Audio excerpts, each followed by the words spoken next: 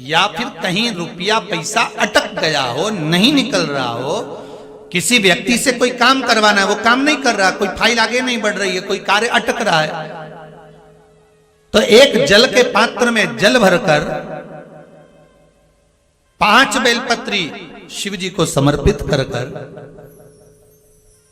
कुंदकेश्वर महादेव का नाम लेकर एक सफेद पुष्प बेलपत्री के ऊपर जो शिव जी को चढ़ाई है उस पर समर्पित कर जल जो लेकर गए हो, अपनी उस कामना को कर कि मेरा ये कार्य अटक रहा है, ये कार्य नहीं हो रहा, कुंदकेश्वर महादेव का नाम लेकर धीरे धीरे जल की धार चढ़ाइए। और एक बात हमेशा याद रखना, फिर निवेदन कर रहे हैं, अच्छे से समझ लेना, शंकर जी पर जब जल चढ़ता है, शिव जी का जब अभिषेक होता है, शंकर जी पर जब जल चढ़ाया जाता है, दूध चढ़ाओ, जल चढ़ाओ, कुछ भी चढ़ाओ, पर एक बात का स्मरण अपने जीवन में होना कि इतने ऊपर से मत चढ़ाना कि जल चढ़े और छींटे आपके ऊपर।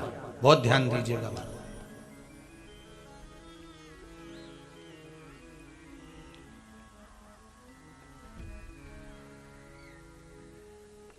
यहां तक वर्णन करा गया है कि शंकर जी का जल चढ़ा हुआ जहां से बहकर जाता है ना, उसको लांगा तक नहीं जाता।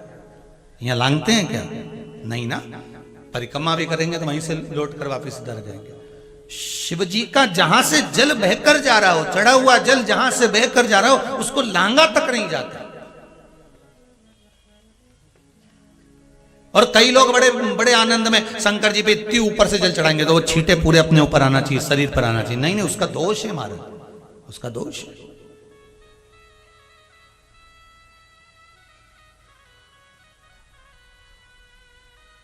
शिव जी को अगर आप जल चढ़ा रहे हो, जैसे आप भगवान को अगर जल चढ़ाओ, दूध चढ़ाओ, तो मान लो अगर जैसे एक सरल भाषा में समझ लो और अच्छे से, कि जैसे ये शिवलिंग है शंकर जी का, ये शिवलिंग है, और आप जल चढ़ा रहे हो तो इतनी ऊपर से छोड़ोगे तो पानी का छींटा तो अपने ऊपर आएगा, पर वही जल, वही दूध, वही सामग्री आप शिवलिंग से थोड़ी सी दूरी बनाकर अगर आप समर्पित करेंगे तो बाबा उसको स्वीकार भी करता है और आनंद की अनुभूति भी होती है, कार्य में सिद्धता भी आती है,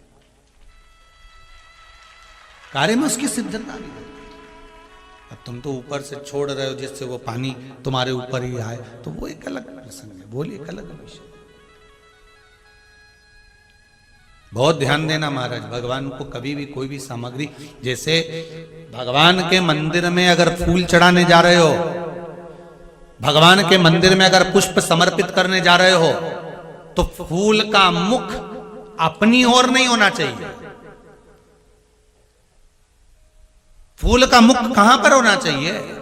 जम के बोलो जरा, भगवान की ओर।